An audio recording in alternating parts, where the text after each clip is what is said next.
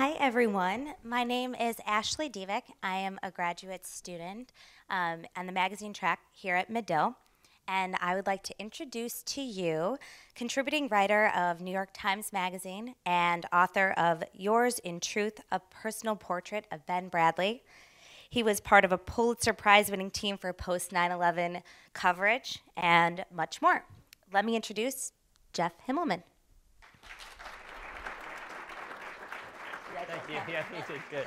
You didn't say anything too incriminating. Thank you. Okay. There's a lot of stuff up here. Hi. Thank you all for coming. I really appreciate it.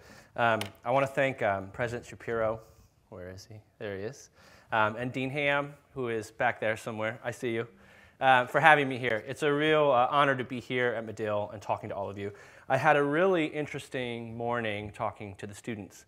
I'm 37 years old.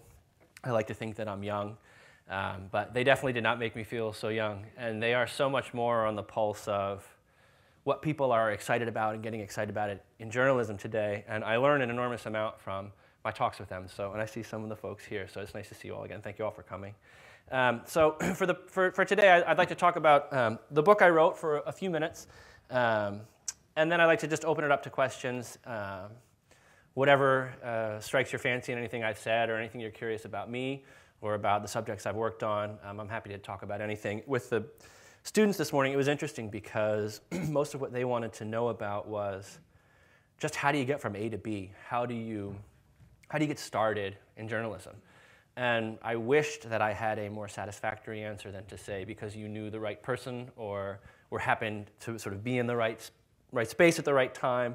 But in a lot of ways, that was how I got started. And so the story of this book, Yours in Truth, it came about through kind of the only way it could have, which is when I graduated from college, I went to work for Bob Woodward at the Washington Post, who at that time was still very much at the top of his game and was every book project he would hire someone in to be the assistant. And I got wind that this job was open, applied for it, and got it, and worked for him for 3 years from 1999 to 2002. Had a great experience and basically learned everything that I know about reporting, fact-checking, accuracy, honesty from him. And I left then to go play music for 4 years, so I took a real U-turn. I was walking with Bob toward the Capitol on September 11, and we were going to be writing a book about the tax cut, because that was the big thing in Bush's administration prior to 9/11. We're going to write a book about the tax cut, and we had the tax cut nailed. And we're going down to talk to Olympia Snow at 10 a.m. on that Tuesday morning, I think it was. And women are just trucking out of the Capitol in high heels, sprinting down the street to get out. And Bob and I are walking toward the Capitol because we're going to go talk to Senator Snow. And I remember thinking in that moment, I don't want to die doing something I don't love. And at that time, for me, an unresolved question was, could I have a career in music? And so I resolved in that moment to try to do that. And so I gave it my shot for the next couple of years. Had a lot of fun, didn't make a lot of money. And when I started to get back into the writing world to really make a living, a real living again, Bob was very helpful to me. And through a variety of connections, he introduced me to Ben Bradlee, who was his boss at the Post for most of his career there. And originally, I was hired to write a book with Ben.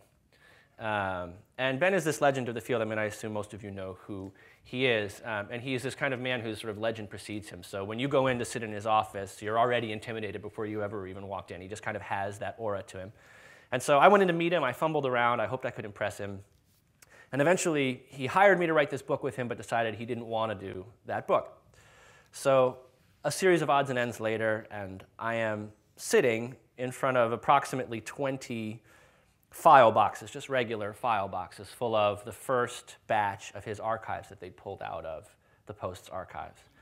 And as I started to read through some of the letters and memos and stuff that I found there, this whole era of American journalism, and the sort of heyday of American journalism, if you want to be nostalgic, started to make itself known to me. And it was something I had only ever read about in books before. I was born in 1975, so the year after Nixon resigned. So all of Watergate was history to me. And I found that there was almost no way for me to relate to the material that I read about it in history books. It was very hard to get a grasp on. But somehow, in looking through Ben's things, all of these stories began to come alive. So I wanted to give you a small example of some of the things I found when I first dipped into his archives. One of the very first letters I encountered was written by a man named William Dodderidge. And he had written to Kay Graham, who was the owner of the paper, about how disappointed he was in the paper. And he said, in my humble opinion, I think the persons really responsible for the Washington Post's decline are Benjamin C. Bradlee and Philip L. Jalin, who was the editorial page editor. I hope the day is not far off when you fire those two Peckerwoods. So you read that and you think, okay. And so this was Ben's response. He wrote, Dear Mr. Dodderidge, your letter to Mrs. Graham reminded me of the story about W.C. Fields sitting with a drink in his hand in his garden one afternoon. His secretary interrupted him repeatedly to tell him that a strange man wanted to see him and refused to say what he wanted to see him about. Finally, Fields told his secretary to give the man, quote, an equivocal answer. Tell him to go fuck himself. Sincerely, Ben Bradlee. So that's a small taste of what he's like. And so in a very short period of time, I fell in love with these letters and just what I was finding in these boxes. I just was digging up so many things that I could barely wrap my mind around. So in another box, Ben has famously been known for, in the 60s, he was quite close friends with the Kennedy family. They were neighbors in Georgetown. They lived 4 doors down from each other. So when Kennedy decided to run for president, Ben was having dinner with him once a week or whatever it was. And in one of Ben's boxes at the back of the box, it was a modern box. It had nothing to do with the Kennedys. There was this birthday card. And I looked at it and I couldn't kind of make sense of it. It almost looked modern. And as I read through, it said, a birthday party for John Jr. And then it said, at the White House. So I thought, okay. And then the date was November 26, 1963. And it took me a minute to realize that this is 4 days after Kennedy had been shot. And to experience a physical contact with a real thing, a real thing like that. Ben has been interviewed by people about Kennedy literally hundreds of times, and he says the same thing every time. He didn't know Jack was having affairs because they never brought it up with each other, blah, blah, blah. And for whatever reason, in that one moment, sitting with that document, sitting just with that little piece of paper, it broke my heart, but it also brought this whole relationship and era to life for me. And so what went into this book is essentially, out of the 50 boxes of Ben Bradlee's life, I was probably able to use about this much, and each box is this big. And so I really had to curate it and really choose what would be most interesting. And so what I decided to choose, and what I'd like to share a little bit of with you before moving on to some other aspects of journalism currently, is just a little bit of what made Ben such a special newspaper editor. The one thing I did want to say, because in fairness to him, I have to say it, is that he was not a big believer in journalism schools. And I know Dean Ham will probably hate me for mentioning that. But he gave some very good advice to kids who wrote looking for advice about journalism, and I thought I'd share one with you. A woman wrote in saying, I want to be a journalist. What should I major in as an undergrad? And he wrote, I would major in something other than journalism. You could be taught how to structure a story pretty fast. You can't be taught the really valuable things like judgment and ethics and priorities and compassion and sensitivity. You've got to experience those or read about people who've experienced that for yourself. Journalism wants you when you're wise, not when you know how to structure a story. And as you think about that, that's a pretty compelling way to think about it. And I think if you look at his career, he came to journalism as a result of World War II. He was this pampered, rich kid. Went to prep school, was a WASP, was born on third base in a lot of important ways. But when he went to the war, it changed his view of the world. And I think it's one of the things that our generation, my generation, is the first to have a very different relationship with, in that none of us had to go.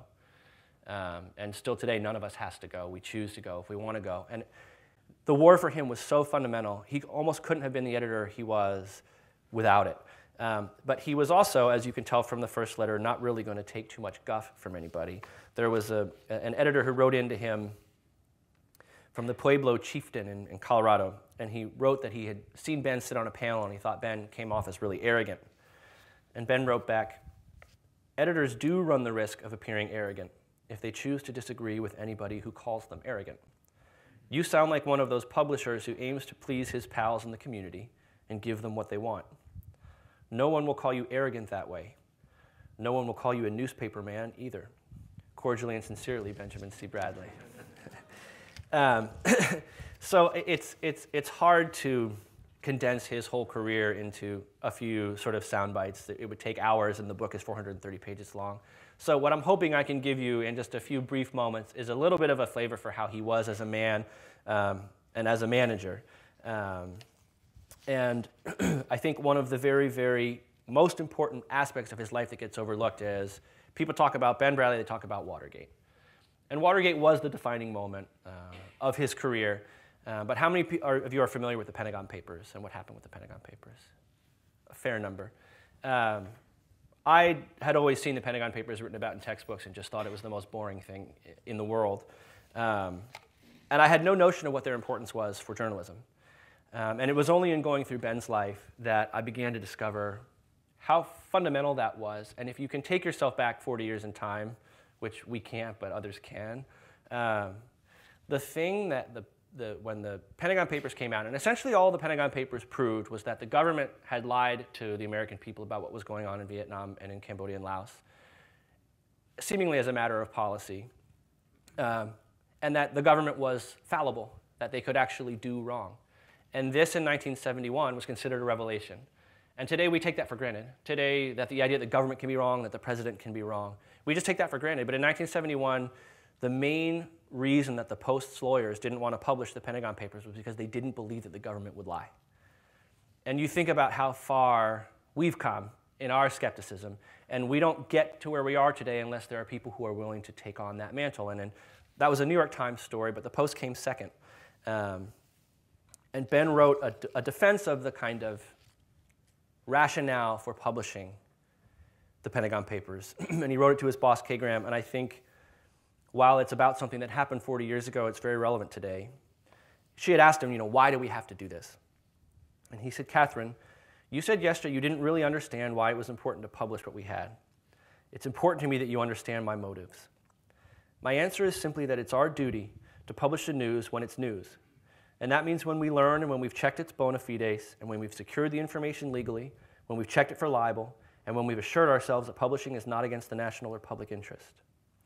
A newspaper that yields to any one of these pressures takes a sure step, perceptible however small, out of the newspaper business. Of course, no one of these steps would put us out of the business, but that's not the issue. Each such step yields the independence we all cherish to someone else, often in this town to a president or his representatives, and that's unfortunate because the pressures are greater. A newspaper that yields to any one of these pressures sacrifices one of its most precious assets, the vitality and commitment and possibly the respect of its reporters. If only one man says, what's the use of getting the news first if we don't print it? We lose something vitally important unless our reasons are ironclad. If you want kind of Ben Bradlee in a nutshell, that would be it. That was Ben as a newspaperman. And the people who worked for him, the main thing that they talked about was he wasn't the editor who sat with a red pen and edited your prose. A lot of other people did that before it ever got to him. He was the person standing at the top who said, go. And as trite as that may sound, when you talk to the people who worked with Ben, the people who looked up to him for so long, that was what they remembered. It wasn't what he did, it was what they felt empowered to do because he was in the room. And I think there are a lot of, there are people who write management books and people who write leadership seminars and people who do all of this thing to say, here's how you lead the troops, here's your 4-point plan. Ben would never have read one of those books, and you could never study him for one of those things. But the main reason is that he led simply just by being there and by giving people faith that he would stand with them when the shit hit the fan, for lack of a better phrase. And he did that over and over and over again. The Pentagon Papers was an early example. He and Kay Graham decided to run the Pentagon Papers, and that transformed the Washington Post. It changed journalism. You could say it laid the foundation for Watergate. He certainly would say that. But it's also, for him, well, the way he put it is the best. He wrote a memo to someone at a certain time, because Ben was known for having all of this style and flair. But his personal style was very different from what he wanted out of the newspaper. And so he wrote, at some point, someone had written to him. The Post was known when he first joined as being kind of a liberal paper with a liberal bias. And he tried to get that out. He thought they would never be able to compete with the Times if they were seen as a liberal newspaper, and he was probably right. And so he wrote a series of memos to the entire staff about how he wanted to wipe out bias from the pages. But one particular person had written saying, you took all the style out of my story. What's going on? And he wrote, we're not trying to make this paper flatter, we're trying to make it fairer. If we flattened your vivid writing to colorless mush, the Post would be a loser. We want flair, audacity, and a flashing quality to wax in this paper. You've got those qualities. They're valued. But we're talking here about something entirely different, tilt. Tilt flaws the effort we're making to become a newspaper distinguished by flavor, individuality, and illusion, while being, above all, fair. These are very simple ideas, and these are ideas that you think maybe aren't applicable anymore in our Twitterified universe. But I would make the argument, and whenever I go back to the book came out a year ago, but even today as I was reading it on the way out here, trying to reacquaint myself with everything about it, the more I read these things, the more I feel like they're as relevant as they ever were. And just because you have a different medium doesn't mean you can't have the same values that you had. And I think even talking with Gideon this morning, who interviewed me for the newspaper, he was talking about how the pressure to get on Twitter, the pressure to say things, the pressure to basically iterate, to get out there, to have your voice be heard. And he was saying that even at 20 years old, working for the college paper, he feels that. And while we feel these pressures from technology, and I'm certainly no expert, this idea that Ben had about what journalism stood for, and Watergate is the greatest story. I'm not going to spend a lot of time talking about Watergate because you all know about Watergate pretty well. I just have one thing to say about that. But this idea that you can't be objective, but you can be fair, that you want to get it first, but you want to get it right. These are really, really simple ideas. But if you even watch the coverage of this bombing in Boston, this tragic bombing, and you watch what happened with CNN and some of these outlets, the kind of headlong rush to be the first to say something turns into the headlong rush to be the first to say anything. And you end up in this era where you never would have ended up in this day of newspapers and fact-checking and all of this stuff. I mean, we were talking this morning about just the simple act of reporting and what thorough reporting actually is. And when you apply the kind of standards that got applied at the Post in the 70s and 80s, 90s, very few people are applying those standards anymore. And so while it's hard to apply anything about Ben's life to today because it's such a different era, I think there's a lot. And the one thing I want to really say about him, I don't want to go on too long because I want to move on to some other topics, but the one thing I think is most remarkable about Ben is that he's had this really storied career, and Watergate is this level of fame that, he's played by Jason Robards in All the President's Men, and he attained this kind of stardom in the newspaper world and even a little bit in the culture at large for a time. He's not famous like that anymore, but in the 70s, everybody knew who he was. Everybody. I mean, when he went out for dinner in Washington, it was his town. What defines Ben for me is what happened in the 80s. And while everybody knows about Watergate, very few people know about Janet Cook. Does anybody here know who Janet Cook is? Yeah. Okay, so a fair number. So I want to tell this brief story, and then we can move on to some other things. The remarkable thing to me about Ben, when you do a book like this and you dig around in someone's, not garbage, but I mean, when I asked Ben how he filed stuff, he said, I took stuff on my desk, I shoved it into a folder, and I let somebody else sort it out. So in essence, I just got a download from him. And some of it was organized, some of it wasn't. And first of all, it's an immense act of trust to let me dig through your papers and decide what I want to write. And that shows you a lot about him, that this kind of hands-off style, I believe in you. He did that with me too. Even though I was writing, what could amount to be the definitive book on him. We'll have to see if history judges it that way. But he just let me do whatever I wanted. And that's remarkable in and of itself. But what for me gave me faith that my characterization of him in this book, which is a very loving characterization of him, that it was true, was how he handled Janet Cook.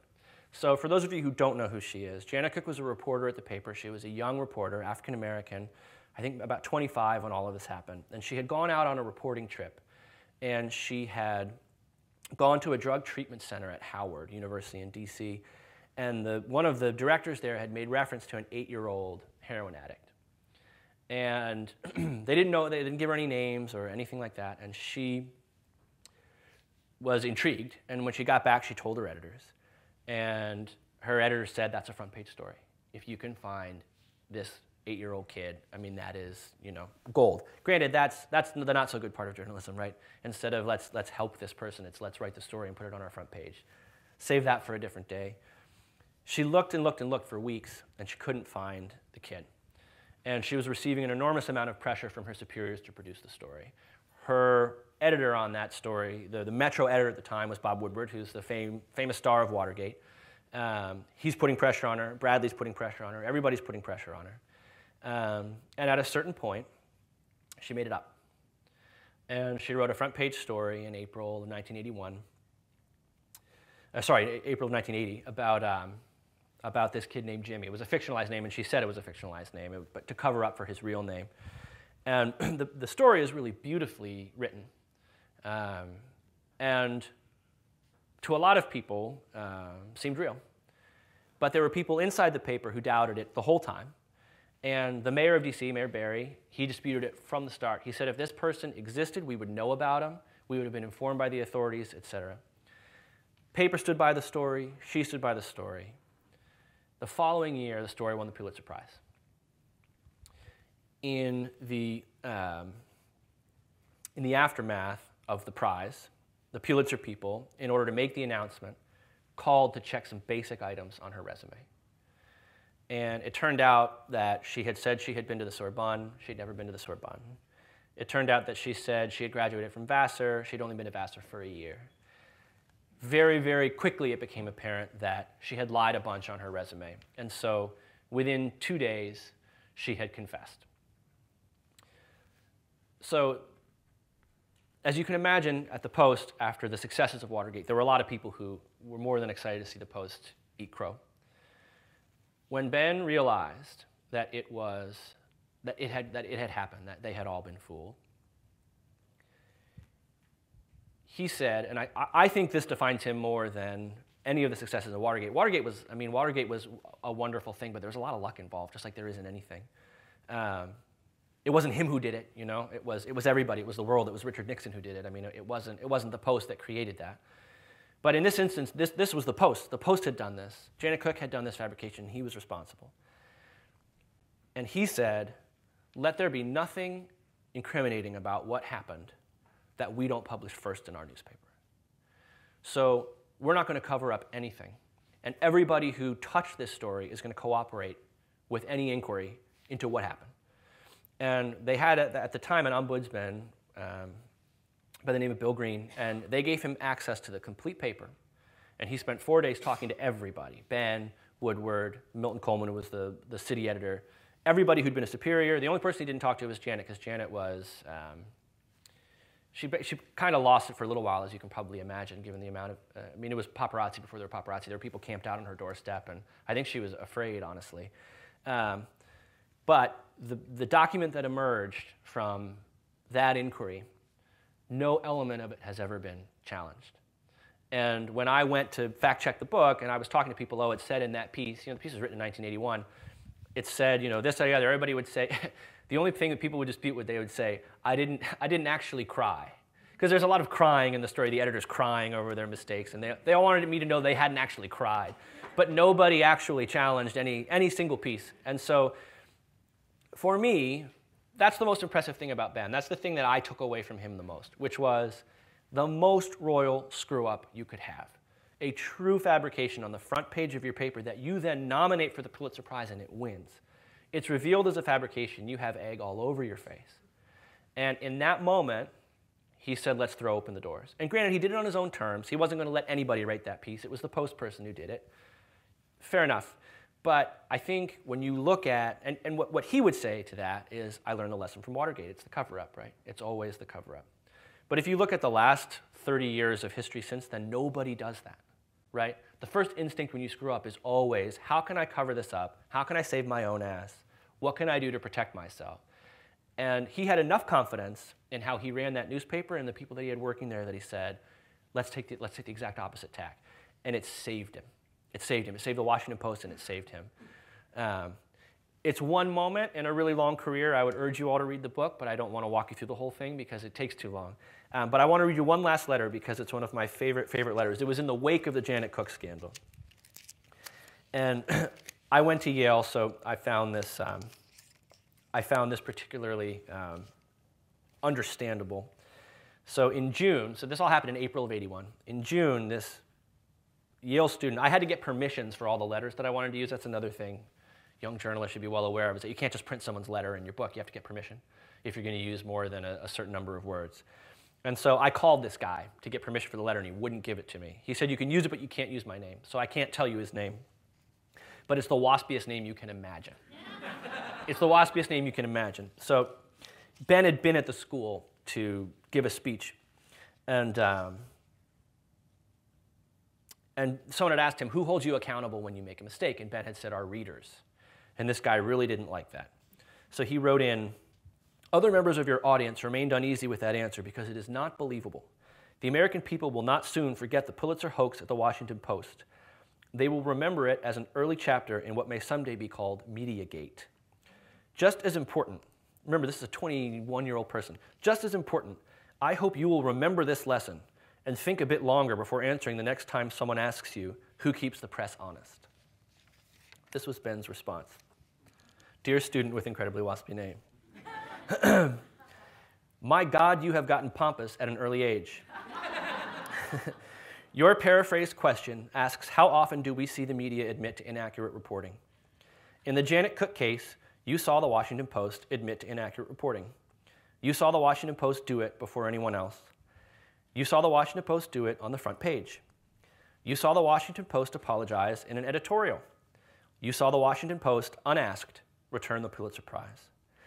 There was quite literally no other step I could have taken in the Department of Autocriticism, unique in the annals of American journalism, really.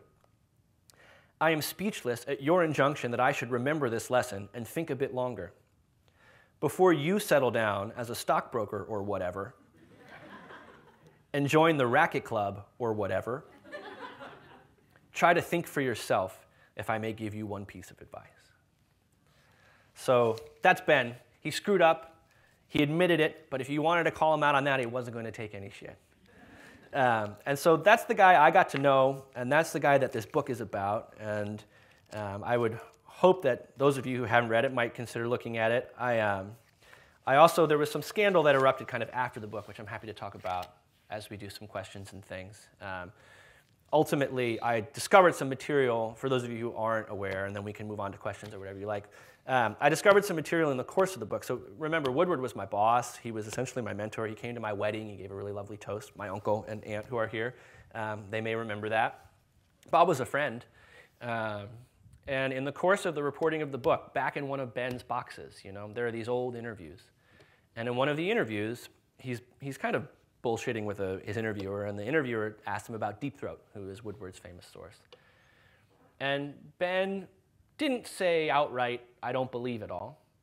But what he said is, and this is the quote that resonated afterward, he said, there's a residual fear in my soul that isn't quite straight. And it's not that he doubted that Deep Throat existed or that the information that Deep Throat provided hadn't done a lot for Watergate. What he meant was, did they move a flower pot every time they wanted to reach him? And was the movie version of All the President's Men, he said in that same interview, he said, don't hold me to the movie version of events.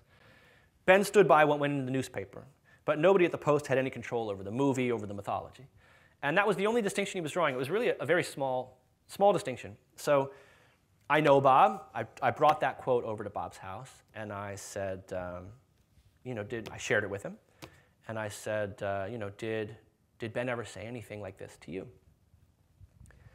And he read the documents, and he was silent for 6 minutes. Silent, which is very unusual. And when he looked up, he looked very, shaken would be the stereotypical word you would use. And he paused and he said, so what's your question? And in that moment, I knew that I would face a crossroads when it came time to write the book, because Bob made it very clear in an additional meeting, which is actually included in the book, that he was very uncomfortable with me printing that. And that even though Ben had said it, and it was on a tape and on a piece of paper, that he didn't want me to use it, and put a lot of pressure on me not to use it. Ben, to his undying credit, said, use it, don't be afraid of using it, Don't even think about it. So I did, and I had Ben standing fully behind me. There was this incredible moment sitting at his dining room table, which is in the book, which we were just talking about before. But there was this incredible moment where Bob was sitting there making a pitch to Ben, basically saying, help me out here. This is your biographer. Tell him not to do this, you know, just hook me up. And Ben refused. Ben refused. He refused to have anybody tell him what he thought about anything. And he was 90 years old at this time, and he refused. And every time I would say to him, I'm going to use it, he would say, go get him. He really did do what he said he was going to do with me. Full and complete access. But Woodward didn't like that very much, and nor did Ben's wife. There are a few things in the book that Ben's wife didn't like either. And so when the book came out, I had been in this sort of little oasis of sort of like high elite Washington journalists where I got invited to the dinner party just because I was working on a book about Ben. And that world, as soon as they got wind that sort of two of the high priests were disappointed with some of the things I'd included, let alone the fact that they were demonstrably, documentably true, their unhappiness I was immediately ejected from. I was shown the door. And there was a pretty nasty media campaign against me, which if you Google me when you get home or even in your smartphone as you sit in the chair, it comes up. And they couldn't attack anything in the book because it's all true. It's all documented. All of the interviews are on tape. So, I mean, nobody wants to hear those tapes, believe me. So it turned into this very nasty sort of contretemps. We talked about it in the class this morning. And it was, for me, an entirely different education in how the media works because I was on the other side. And I had people saying things about me that weren't true. I had reporters calling me about stories and then running things in stories that they never asked me about. I saw the underside that everybody hates, and it gives you a lot of sympathy for the people who go through it. I mean, I'll never go through something like this again in the same way because whatever naivete I had about whether people will run with stuff that they aren't quite sure about printing is gone. Within 2 weeks or so, it had resolved itself, and the initial furor was gone, and the New York Times in August, so the book came out in May, and in August the New York Times put out a review in the Sunday book section. It was a full page, and it basically said, the furor over this book has been silly, and it took the book seriously on its own terms, and that turned the tide. So since then, everything's been good, but for a couple of weeks it was awful, and I was known as the guy who burned his bridges and all of this, and what was so strange about it was that Ben and I had been like this the whole way. He always knew what I was going to do, and I know in my heart is happy with what I did. But the people around him didn't like it, and that's why I got hit. And it was a real education in how this stuff works. The question I get asked all the time, and then I'll open it up for additional questions or whatever, is it was a really awful moment in my family. I mean, it was truly existential for us. I mean, I thought, will I have a career after this? Because they were saying things that weren't true, but you can't prove it. And so it was tough. But people always ask when I give talks about the book now, having been through all that, would you do it again? Would you do the same thing again? Would you include this stuff that Woodward hated? Would you burn that bridge? And the answer, I've never wavered on it, but the answer is yes, of course. And ultimately, when you sign your name to something like this, and we talked about this earlier today, if you're going to hide something for somebody who doesn't want you to print it because it makes them look bad, you can do a lot of wonderful things with your life, but being a journalist isn't one of them. And I could have done that and you would never have known. And I might still be here talking about my book, but I would have buried something purely to please somebody who had power over me. And I would have done it out of fear. And believe me, I thought about it. I'm not trying to cast myself as anything other than just somebody who didn't know what to do all the time. But I ultimately decided to do it because I thought it was right. And while I don't think Woodward thinks it was right, I think everybody else does. And so I take a lot of heart from meeting young journalists and getting a chance to talk about the book and getting a chance to talk about Ben, who's such a wonderful editor. And he was a flawed person. He didn't do everything right. But he did a lot more right than he did wrong. And so I appreciate the chance to be here to speak to you. It's a wonderful chance for me to revisit Ben and to see him outside of the light of what happened around the publication of the book. And so I thank you all for coming and for giving me the chance. And anybody who has questions, I'm happy to answer. and then everyone can hear what you're saying. Okay. Any questions? Don't be shy. Yeah. Well, we have video too, so the live stream can hear you. Thank you. My question is, how is your relationship with Bob now? Pretty much non-existent. I mean, if you go back and look at the stuff, it was, he launched a pretty full-scale frontal assault. And borderline libelous, but because of the way it works, once my book was out, theoretically I was a public figure. But if I hadn't been, I probably would have sued him, just because what he was saying was demonstrably untrue. So, you know, to say that there's no relationship is about the only way to put it.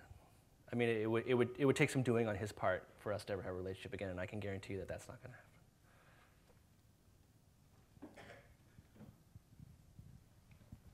Hello. Can you talk to us a little bit about how your music career led you back to journalism and what you learned in those 4 years that you took off from writing? That's a great question. What a fun question to answer. So essentially when I worked for Woodward, it was such a great experience, but while we're walking up to the Capitol and women are literally running the other way in their high heels, like something's wrong with that picture. And what I had decided I didn't like about journalism was the kind of hold your tape recorder in someone's face and see if you can get them to tell you something. To me, that side of journalism was always a distasteful side. And I didn't like that your whole career could hinge on what you could get someone to tell you instead of something you did. You know what I mean? And so I was a little disillusioned at that time. And so I left to make music. What got me back into I wouldn't have anticipated I'd get into journalism again, really. So when I was playing music, you know, I hoped that would work. And I was always doing some ghostwriting and things on the side to make a living. But when I got back into the journalistic aspect, it was really to write this book. And what brought me back here was the sheer joy I felt when I looked in those boxes. To me, the most fun piece of it was the archival piece. It was sitting with box after box and just me and my butt in a chair in a room with a lamp. And I didn't have to chase anybody. Do you know what I mean? It was a journalism that was on my terms in a way. But that's one way to answer your question. And then I think the other way to answer your question is, I was really young when I worked for Bob, and I think while I never was a truly successful musician, I made music that I'm proud of. And I think when I came back to journalism, came back to writing this book, and then since then I've started writing some for the New York Times Magazine and all, I had a lot more of a sense of who I was. And ultimately I found in my writing and anything else that that's the most valuable piece for me. It's less the technical aspects of reporting or journalism. I think Ben's right about that. You can learn that. But I think I had a much firmer sense of who I was and what I wanted to say about things and what I was willing to tolerate and what I wasn't. And so when I came back to write, when I finally got the sort of frame for this book right, I was able to stand behind what's in here in a way that I never could have if I hadn't left. And so I think that was one of the real values in it. I think as I moved forward, I wrote a piece about Frank Ocean for the Times Magazine. Clearly, my background in music, that was the way we related. So he was very closed off. I mean, when I met him, I mean, he didn't even want to. I told the funny story. So someone asked me this morning. It sounds like Frank was a tough source. How did you sort of ingratiate yourself with him? And so, the first night, sort of, I was with his managers, and I told them the whole story of this book, what had happened to me. And I had been worried in the wake of the book that some people would believe some of those things that people said about me and not give me work. So, I mean, I was scared, I'm not going to lie. And I told them this whole story, and they were like, wow, what a story. You've got to tell Frank. Because if you lead with your vulnerability, he'll be more apt to respond to you. So I meet Frank for the first time the next day, or really, we have our first interview. I'd met him the day before. We sit down, I tell him the whole story. He couldn't have cared less. He could not have cared less. I thought, I'm in, you know, this is going to be great. And he just did not care at all. But the way I was able to get him to really talk with me is that he said at the outset of our interview, I don't trust journalists. And I said, okay, I get it. I don't either, right? And I said, but let's just talk about your music. and let's just talk about this record. I just want to know how you made this record. And eventually, he started talking about that, and a lot of the interesting stuff about how he made the record is from that first interview, even though he was kind of trying to shut me down. So that's a very long way to answer your question, but that's the answer. I read the Ben Bradlee's autobiography that Sure. came out. He had a falling out with Jackie Kennedy. Did you ever find out why? I mean, it was after the assassination, I believe? Yeah, so it's funny because there are sort of ironic parallels to the situation I went through. But Kennedy died, and Jackie and they kind of drifted afterward, but there was no bad blood. And then in 1974, right after Nixon resigned, Ben had a 3-month paid leave from the paper. Kay Graham gave everybody a break because they'd been working so hard for 2 straight years, basically. And Ben went up into the woods, and he had always had all of these notes from his interactions with Kennedy. So they lived down the street, and then Kennedy moved to the White House, and Ben and his second wife, Toni, would go have dinner with the Kennedys all the time. Probably, I mean, an average of once every 2 weeks, maybe. I mean, they saw them a lot. And he had taken notes on every occasion. And at first, he did it secretly. And then when his wife found out that he was doing it, Ben's wife, she said, you have to tell Jack. And so he told Kennedy. Kennedy had no problem with it and just said, don't print anything until 10 years after I leave the presidency. And they agreed that those were the rules. And he died in '63. So in '74, which is 11 years later, Ben decided to turn those notes into a book. And the book was called Conversations with Kennedy, and it came out in '75. And when you read it now, today, it's hard to understand its context, but it showed the president swearing.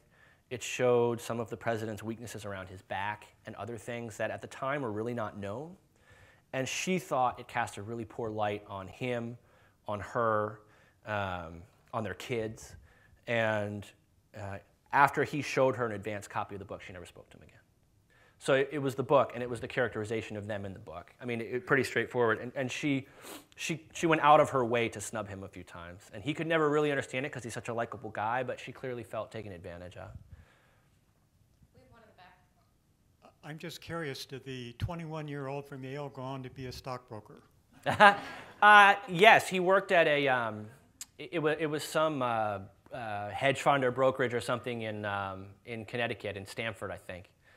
But interestingly, he had no memory of writing the letter. I mean, it was obviously him. He was at Yale at the time. It was his name. I mean, there's the third attached to it. So you got to figure there aren't many of those. But yeah, he did. And he sounded just like you would have thought he would.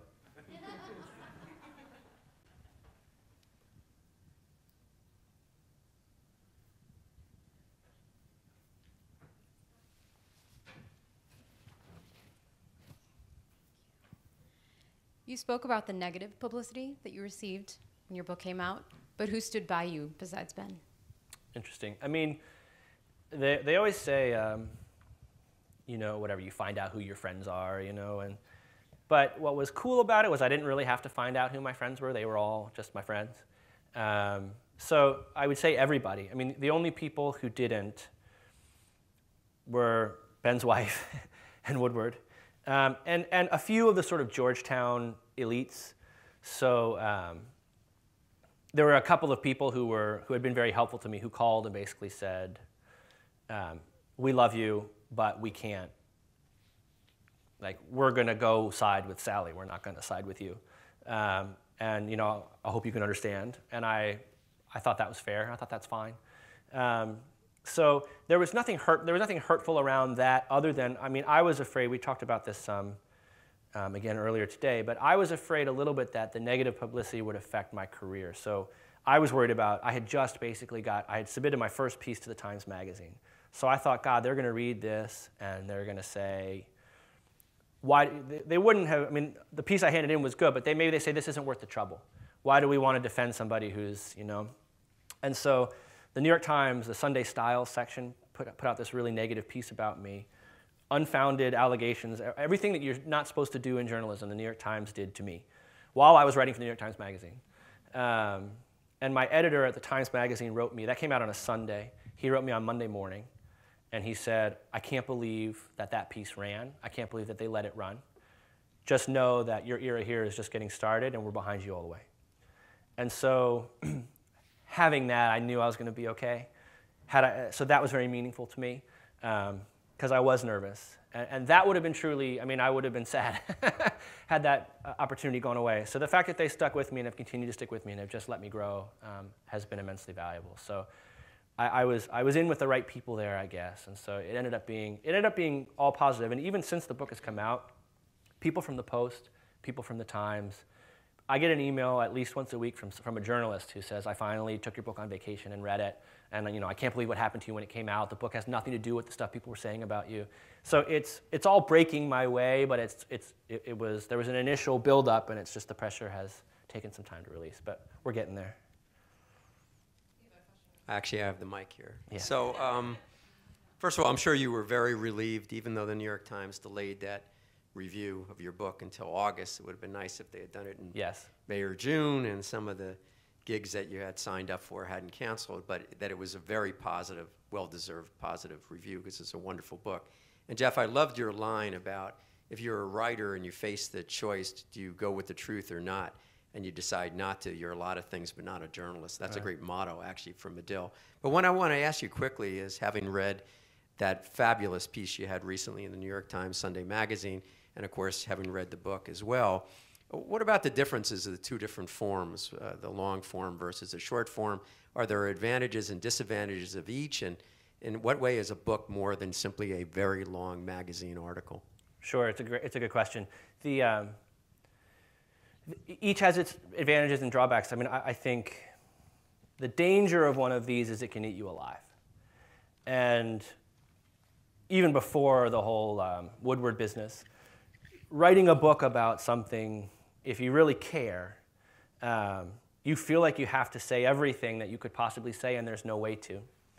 And that limitation, because you expect more from a book than you do from a magazine piece, it's very hard to funnel everything you know into a book. And so you feel a lot of pressure to get it right in a certain way, in a more complete way. Whereas with a magazine piece, at least as I've construed them so far, it's more of a sketch. You're allowed more ambiguity. There's no way you could say everything that you know. And so what I've enjoyed about the magazine pieces is you get a chance to do it, and you kind of get in, and you get out, and then you're done. Whereas this ate a lot of my life and a lot of my nights wondering, am I doing it right? With a magazine piece, you have a deadline, you get it done, and you move on. And so I think having gone through the experience of the book, I've really enjoyed the more timely nature of the magazine work. But even what's hard is, some of the magazine folks were saying they were writing 2,000-word pieces. The two pieces I've written for the Times have been 6,000 and 4,000 words. And after having written the book, 6,000 words feels like nothing to me. I feel like I can't get anything done. But that's the challenge, right? It's just a different challenge. And so, you fight for more space. But it's a very different challenge. And I think your details, you can let your details do more work for you in a magazine story because there are so many fewer of them. And so you pick small moments and they can speak a little more because you get a little more attention per word. So I like that element of it. I mean, there's more concision. But in my heart, what I like doing the most is this. Just because you have the reader you can really create a relationship with who you think you're talking to. You're leading somebody through this whole complex thing, and they have to trust you, you have to trust them. That one of the best definitions of good writing that I ever heard was from a friend who just said, the books I like are from the first sentence. You just trust the voice, that the voice is going to take you to the right places in the right order in the right time and leave you off right where you're supposed to be left off. And we all know books where you pick up and it just clicks like that for you. And as much as you can do that with a magazine piece, I think the true perfection of the nonfiction form is to be able to do that in a book about something real and make it come to life for somebody. So I'd love to write more magazine pieces, but as far as sort of massive intellectual challenge, there's nothing like writing a book. I always tell students, anyone who practices journalism should have some journalism practiced on them. Yeah. And now that you've had some practice Yeah. on you, how has it changed either your approach to subjects or your approach to journalism in general? It really, so I think I'm glad it happened to me in a lot of ways, because there are people who get, and my thing was this big. Most people didn't even see it, but to me it was huge because I was living it. But there are people who allegations surface and they make the front page of the New York Times, And then the story that says all of that wasn't true is on page B22 4 weeks later. And so I have a lot more, I look out for those B22 stories. And in my own, I think in my own life, it's just forced me to try to not leap to conclusions about people or about things. To trust my own judgment, but you don't know what someone's going through. And journalism is, in a sense, a lie, because nobody ever really knows what somebody else is doing or thinking. You're always relying on some interpretive means. But I think from a pure journalistic perspective, I deal with reporters in a very different way. So even in any interaction I have with anybody, at the top of the email and at the bottom of the email, it says, this is off the record.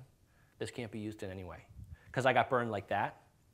So a story got planted. Someone planted a story based on an email of mine. I mean, it's crazy that these things happen, but it happened. And he emailed me with a question about something, and I responded. And then he turned my email into his own news story as if I'd planted it myself and wasn't answering his question. And so that was Politico, by the way. They're dirtier than dirty. But so I think I am much more wary of journalists. And so it's made me much more clear about ground rules with everybody, whether I'm being interviewed or whether I'm doing the interviewing. I always want people to know exactly what the terms are so that there's no ambiguity. And to the extent that I didn't always tape record things before, I always tape record them now. But I think generally, I think I have a lot more sympathy with people who don't, I mean, with Frank Ocean, who basically said, I don't trust journalists. And he said, I'll let you do your job, because he had some vested interest in getting a magazine cover right. But I respected that privacy in him.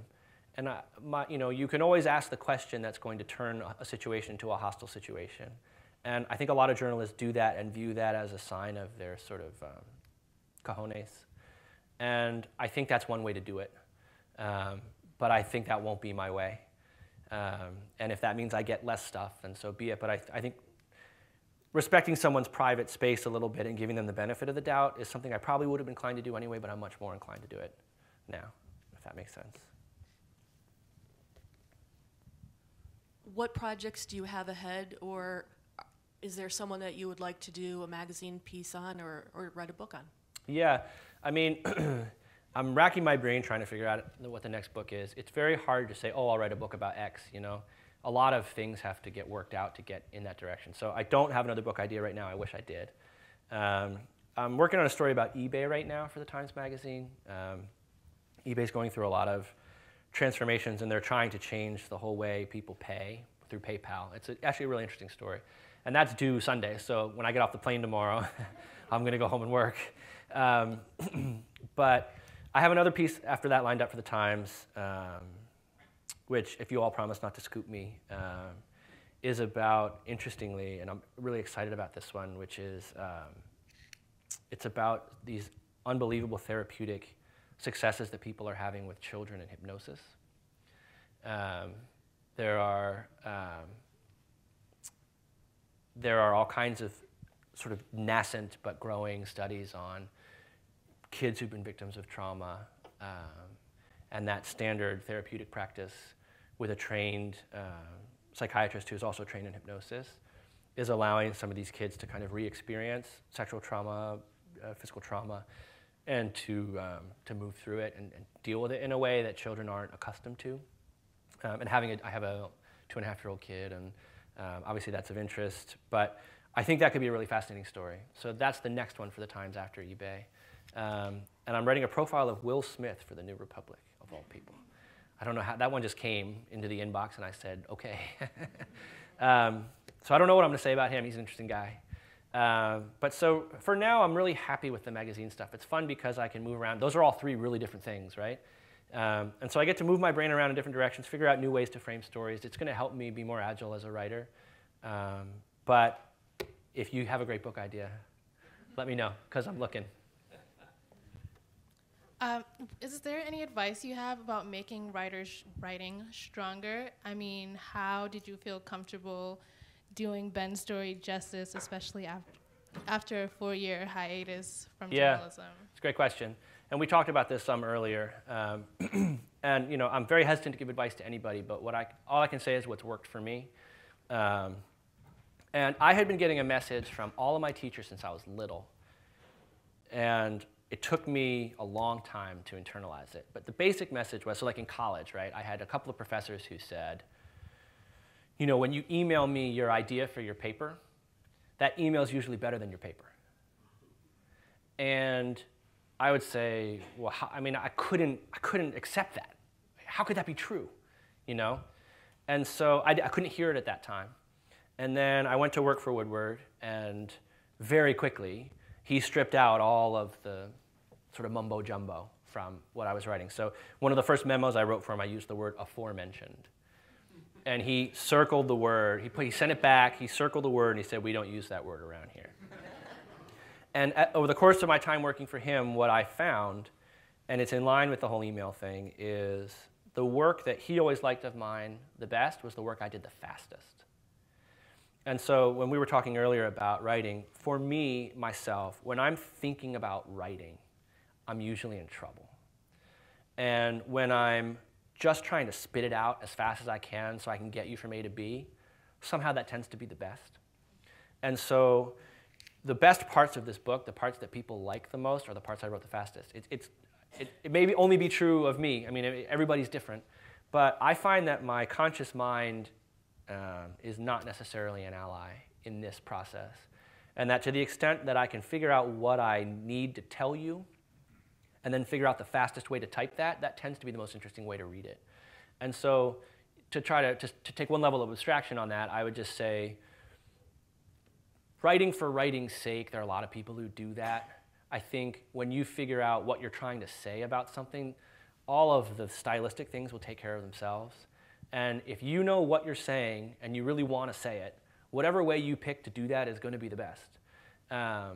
And of course you can fix things after you do them, you know, but often the stuff I spit out first is the best. And so I think along the lines of the musical question, it took me a lot of time to have confidence in that and to believe what the world was telling me. Because the world was giving me that information. I wasn't able to absorb it because I thought, well, writing means you slave over every word and every word has to be perfect. And ultimately, people respond the most to the stuff that just, you said it because you just had to say it. And so that's my best advice writing-wise, craft-wise. We have time for one more question. Anyone wants to get the last one? Thanks. I'm really charmed by the story of some of these letters. And it has me kind of wishing and yearning for seeing more journalists write letters like that publicly to people who ask them questions. What do you think would happen to somebody who did that? Could anybody get away with that anymore? I mean, basically 95% of what Ben Bradlee did every day, whether he was at work or not, you can't get away with anymore. I mean, he was, you know, as he would put it, bopping dames that he shouldn't have been bopping, and doing all kinds of different things that in a less sort of male-centric universe are no longer really acceptable. But back in those days, that was the slap each other on the back in the men's room type stuff. I mean, he did a lot of that stuff too. He's not, you know, a perfect person. I think you could get away with it. I think you can always get away with it. It would take a different form today, but I think people are too scared. You know, I think because things go viral and because if what's his name, Marty Nolan, is that his name, the new editor of the Post? I can't remember. I'm blanking. The Martin Nolan, yeah, the former editor of the Globe. Barron, right, exactly. He's a new editor of the Post. I mean, if he was firing off emails to people saying, you know, go F yourself or whatever, I think one of them would get taken out of context and he could get really hurt by it. That wasn't possible in Ben's day. I mean, there was no communication of that kind. But I do think his kind of honesty is possible. You would just have to figure out how to do it. But yeah, the letters are unique, and they're actual physical things. You know, I mean, you can see them. All of his papers are eventually going to be released to the University of Texas, which also has the Woodward and Bernstein archive and all of that. So eventually, you'll be able to go see them all for yourself. So thank you all so much for coming. I really appreciate it. And thank you for having me.